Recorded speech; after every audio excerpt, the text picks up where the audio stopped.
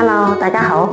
李小姐今次咧嚟到清濤苑一個大單位啦，呢個咧係490尺左右嘅大單位嚟嘅。咁我哋呢個單位咧，首先介紹下我哋呢個單位揀咗2房3床設計啦。咁呢個3床嘅設計係點樣嘅咧？我哋係做咗一個隱藏式嘅成幅過嘅背景牆，而後邊做晒所有設計嘅。咁我哋嘅由門口睇翻先，由個獅櫃位睇起啦。個獅子櫃位啦，一入門啦，鞋櫃啦，呢個位置啦就做咗一個獅子櫃、鞋櫃啦咁樣啦。咁另外啦，咁我哋左右開翻2個房嗰呢度咧，就係我左手邊呢度嘅房啦。咁呢個房咧本身呢個主力牆個牆身厚度係25cm 嘅，咁我哋係利用咗一個裝飾櫃、玻璃櫃，而將個牆身去收窄翻個門口個位置，標準房門口嘅位置啦，就唔使用到1.15米嘅位置咁大嘅房門啦。咁呢個房門入邊咧，我哋係做咗一個主人房嘅。咁主人房呢度咧，入邊就係做咗4尺床啦。咁可以睇翻啦，4尺床嘅設計嘅。咁呢度咧，4尺床同埋入邊嘅空間都唔細下，即係我哋呢度個床有4尺床之餘，另外4尺床之餘，另外咧我哋床頭格仔櫃連貫住上去一套櫃啦。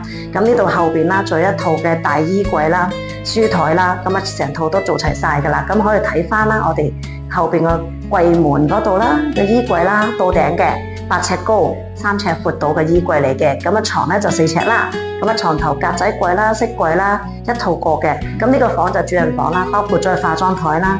出翻嚟嘅客廳呢度啦，咁啊睇翻我哋呢個點解頭先我講話隱藏式連貫住一套過嘅，做咗一個3床設計咧。而我呢個門口個位置入嚟嘅時候，門口位置一入嚟呢個位置係做咗飾櫃，成套過連貫到去到最尾嗰個位置啦。最後個位置係做咗個房門喺最尾啦，咁所以前面位置做咗飾櫃啦、格仔櫃啦、裝飾櫃啦、酒櫃啦，同埋電視背景牆啦。電視背景牆呢度個位置係前後位置調轉嚟用啦。咁點解我哋呢個位置要做得咁好，同埋個空間利用得咁大呢？就全靠我哋兩邊對調嘅設計嚟做噶啦。咁呢個設計係睇翻我哋入邊嘅房個原因喺邊度？嚟到呢度見到個櫃前後玻璃櫃嚟嘅，等下呢個位前面玻璃櫃我就做咗一個裝飾櫃喺前面靠近電視位啦。咁呢度咧係做咗隱形嘅隔山跳子嘅房門嘅。咁如果一閂埋門咧，呢一 set 過咧，咁望落就比較大體嘅廳嘅，比較舒服嘅，同埋呢個美觀上、感官上係比較好睇啦，同埋個設計比較實用啲嘅。咁我睇翻個房入邊，點解我就話2套床喺度啦？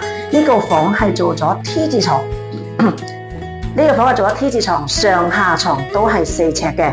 咁呢個咧設計咧就比較大空間啦，上下床都2個都唔不誤啦，大家上下床2不誤，設計方面同埋住啊、瞓覺啦都比較舒服。咁而家呢個格仔櫃喺度，呢個格仔櫃呢個位置係做翻俾你放翻手